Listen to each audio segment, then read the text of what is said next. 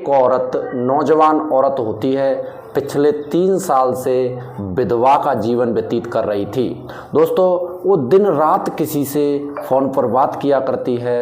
एक दिन किसी अनजान व्यक्ति का फ़ोन पर फ़ोन आता है दोस्तों, और वो उस व्यक्ति कहता है कि हे मेरी विधवा रानी, क्या हाल है आपका। तो दोस्तों, वो औरत जवाब देती है, कहती है कि आप तो कम से कम मुझसे विधवा मत कहो, आप तो सब मेरी सच्चाई जानते हो, आप तो सब कुछ आपको पता है। दोस्तों, वो औरत उस व्यक्ति के सामने ही अपने कपड़े चेंज करती है। दोस्तों, वो लाल साड़ी, अपनी जो विधवा साड़ी, सफ़ेद साड़ी थी, उसे उतारती है, लाल साड़ी पहनती है दोस्तों, और मंगलसूत्र पहनती है दोस्तों। और दोस्तों, वो श्रृंगार करती है, ऐसे श्रृंगार करती है जैसे मान लो कोई नई नवेली दुल्हन श्रृंगार कर रही हो। दोस्तों, ये सारी बातों को कोई, इस बात से वो अनजान थे कि इन सारी बातों को कोई तीसरा शख्स सुन रहा है, उनकी ये करतूत, उनकी ये अनहोनी कोई तीसरा शख्स देख रहा है, इस बात से वो बिल्कुल अनजान थे। तो दोस्तों, इस कहानी में, ये उत्तर प्रदेश के गोंडा ज़िले की कहानी है। आइए इस कहानी में जानते हैं कि आखिर उनका क्या राज था, आखिर दोस्तों वो क्या जो कर रहे थे ऐसा जो तीसरा शख्स देख रहा था दोस्तों, और वो किस शख्स से बात किया करती दोस्तों, इस वीडियो के माध्यम से जानेंगे। उससे पहले आप दोस्तों वीडियो को लाइक कर दो, शेयर कर दो, चैनल को सब्सक्राइब कर दो, जिससे मेरा हौसला, मेरा मोटिवेशन बढ़ता रहे। दोस्तों, मैं स्टोरी बाय सुधीर, आपको नमस्कार, आदाब, सत श्री अकाल। दोस्तों, ये कहानी उत्तर प्रदेश के ज़िला गोंडा में एक गांव पड़ता है, बिजिया चैनपुरा।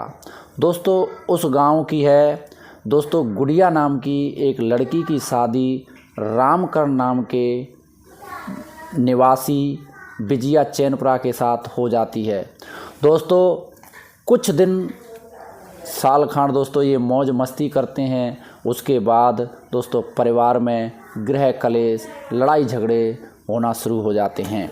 दोस्तों, इस रामकरण के परिवार में 3 इसके भाई होते हैं और एक इनके पिता होते हैं, यानी कि भरा पूरा परिवार, जिनके अंदर लड़ाई झगड़ा शुरू हो जाता है। दोस्तों, एक दिन जो ये गुड़िया होती है वो रोती हुई, बिलखती हुई, और दोस्तों ये थाने में पहुंच जाती है और थानेदार साहब से कहती है, साहब मेरे पति की हत्या कर दी गई है और मेरे पति की लाश गायब कर दी गई है। थानेदार साहब, और इतना बोल करके दोस्तों ये विलाप करने लग जाती है। थानेदार साहब इसको समझाते हैं, कहते हैं थोड़ा शांत हो जाइए और मुझे पूरी सच्चाई बताइए।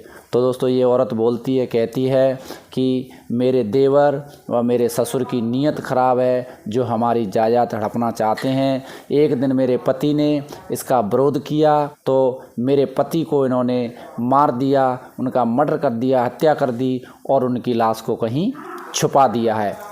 और दोस्तों इतना जब थानेदार साहब ने सुना दोस्तों और उसकी कंडीशन को देखा, तो दोस्तों थानेदार साहब ने उस पर तुरंत एक्शन लेते हैं।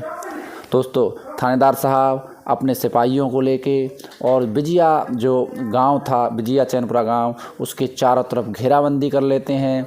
जब घेराबंदी करते हैं दोस्तों, तो उसमें से जो 3 भाई इनके होते हैं रामकरण के और उनके पिताजी, चारों को पुलिस पकड़ लेती है और थाने में ले आती है। उसके बाद दोस्तों उनसे बोला जाता है कि आपने जो है रामकरण का मर्डर किया है। तो वो कहते हैं, साहब हमने कोई मर्डर नहीं किया, हम अपने भाई की क्यों हत्या करेंगे, क्यों मर्डर करेंगे। जिसने आपको रिपोर्ट लिखाई है आप उसी से पूछिए, उसने ही कुछ किया होगा। तो थानेदार साहब इस गुड़िया की तरफ देखते हैं, लेकिन इसका मासूम चेहरा दोस्तों, इसकी जो मासूमी अदा हैं वो दोस्तों तीनों साहब इन पर जो है उनका शक नहीं जाता। उनको इनकी मासूम अदाओं से ऐसा लगता है कि इसने मर्डर नहीं किया है। दोस्तों उनका शक इन तीनों भाई और पिता पर जाता है। वो दोस्तों इनको ही दोषी ठहराते हैं और इन पर FIR फाइल कर देते हैं। उसके बाद कोर्ट में केस जाता है और कोर्ट में दोस्तों ये मुजरिम साबित हो जाते हैं और इस तरीके से इनको जेल हो जाती है, जेल में चले जाते हैं। उसके बाद दोस्तों जो गुड़िया होती है वो जीवन विधवा का जीवन यापन करती है दोस्तों। 3 साल बीत जाते हैं और दोस्तों रात में किसी से आधी रात को बात किया करती है फ़ोन से। तो दोस्तों एक दिन एक महिला ये सब कुछ सुन रही होती है दोस्तों। ये रात को इनके पास फ़ोन आता है और ये दोस्तों बात कर रही होती है। तो इस प्रकार एक महिला इनकी सारी बातें सुनती है। तो सुन करके दूसरे दिन दोस्तों जब वो इनसे मिलने जाती है, इनके देवर और इनके ससुर से जब जेल में मिलने जाती है, तो ससुर साहब कहते हैं कि हमारी बहू कैसी है। तो इनकी वो चाची होती है दोस्तों, क्योंकि पड़ोसी जो होते हैं भाई, इनके ससुर 2-3 भाई थे, तो वो एक छोटे बड़े भाई की इनकी ससुर साहब की इनके की भाभी होती है दोस्तों। वो कहती है कि वो बहू क्या, वो तो एक डायन है। ससुर साहब कहते हैं कैसे, कि पता नहीं जिस दिन से रामकरण की मृत्यु हुई है उसी दिन से पूरी रात वो बात करती है, न जाने किससे दोस्तों, वो तो एक ऐश कर रही है। तो इस बात को जब सुनते हैं इनके ससुर, तो दोस्तों वो इनसे कहते हैं कि आप उनका जो है पूरा डिटेल निकालिए, पूरी तरह से सच्चाई हमें बताइए, तब कुछ होगा। तो दोस्तों उसी दिन से इनकी चाची मुखबरी में लग जाती है। तो एक दिन रामकरण का फ़ोन आता है दोस्तों। जैसे ही फ़ोन आता है तो ये जो है उनके सामने दोस्तों लाल साड़ी, विधवा साड़ी को उतार करके लाल साड़ी पहनती हैं और उसके बाद दोस्तों मंगलसूत्र पहनती हैं। उसके बाद दोस्तों सारा श्रृंगार करती है गुड़िया, और जैसे मान लो कोई नई नवेली बहू जो है सज रही हो, इस प्रकार। लेकिन वो चाची जो होती है वो सब कुछ सुन रही होती है दोस्तों। जब इनको उसके बाद दोस्तों बात करते करते सुबह कब निकल जाती है इनको नहीं पता। लेकिन उस चीज़ का दोस्तों इनको नहीं पता कि कोई तीसरा शख्स भी हमारी बातें सुन रहा है दोस्तों। लेकिन बातें तो सारी सुनती है चाची, लेकिन उसको ये नहीं पता कि तीसरा व्यक्ति, वो जो दूसरा व्यक्ति है जो उधर से फ़ोन पे बात कर रहा है, वो कौन है। तो दोस्तों वो सुबह ही फिर जाती है और ये सब कुछ देख करके थाने और थानेदार से कहती है, साहब आपने जो है हमारे आदमियों को तो जेल में, निर्दोष आदमी है उनको आपने जेल में डाल रखा है, और वो जो रामकरण की विधवा बने बैठी है वो रोज़ किसी से बात करती है, वो ऐश कर रही है। दोस्तों इस बात को थानेदार साहब सुनते हैं तो वो एक बार फिर से जो है गुड़िया को बुलाते हैं, उससे पूछताछ करते हैं। तो दोस्तों गुड़िया कहती है, आप एक भारतीय नारी पर इल्ज़ाम लगा रहे हो, मैं एक विधवा हूँ इसलिए आप मुझ पर ऐसा लांछन लगा रहे हो। दोस्तों इस बात को जब थानेदार साहब सुनते हैं तो दोस्तों थानेदार साहब कुछ देर के लिए चुप हो जाते हैं, लेकिन थोड़ी देर सोचने के बाद फिर दोस्तों थानेदार साहब अपने ज़िले के जो विनीत जायसवाल जो एसपी होते हैं ज़िले के, उनको कॉल करते हैं, उनको सारी ये जो घटना है उसके बारे में सूचना देते हैं, बताते हैं। दोस्तों विनीत जायसवाल जो एसपी होते हैं ज़िले के, वो कहते हैं कि आप एक काम करिए, इस लेडीज़ का जो नंबर है उसको आप ट्रेस पे डालिए और इसकी दोस्तों CDR बनवाइए। फिर थानेदार साहब होते हैं वो ऐसा ही करते हैं, उनके जो नंबर को ट्रेस पर डाला जाता है और उनकी जो फ़ोन की जो CDR पर डाला जाता है। उससे पता चलता है दोस्तों कि उसकी जो लोकेशन है फ़ोन करने वाले की, वो गुजरात में बोल रही है।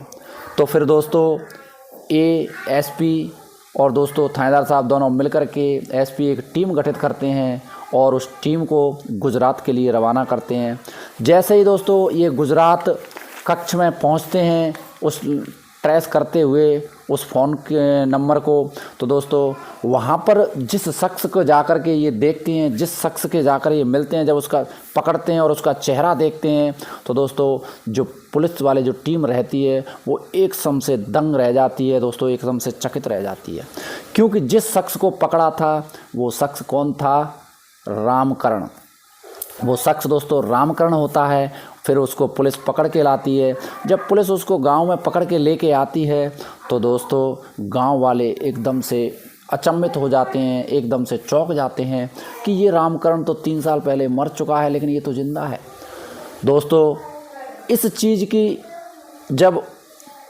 चीज़ को सच्चाई निकालने के लिए जब रामकरण दोस्तों और उस गुड़िया से दोनों से सख्ती से पूछा जाता है तो बात सामने निकल के आती है कि इन दोनों ने मिलकर के एक साजिश बनाई थी कि हम इस घर को में जो सदस्य हैं सबको तहस नहस करने के लिए सबको बर्बाद कर देंगे और ऐसी साजिश से और सब कुछ हमारा हो जाएगा। ऐसा इन्होंने प्लान किया, लेकिन इन्होंने प्लान करते वक्त ये नहीं सोचा कि इन सारी सच्चाइयों को निकालने के लिए पुलिस भी है।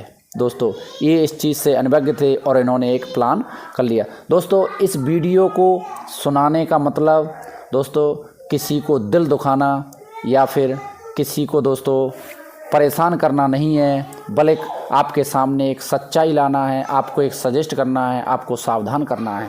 दोस्तों आपको वीडियो कैसा लगा इस चीज़ को दोस्तों एक कमेंट करके ज़रूर बताना। तो दोस्तों फिर मिलते हैं एक नए वीडियो के साथ, तब तक के लिए बाय बाय, टेक केयर, जय हिंद जय हिंद।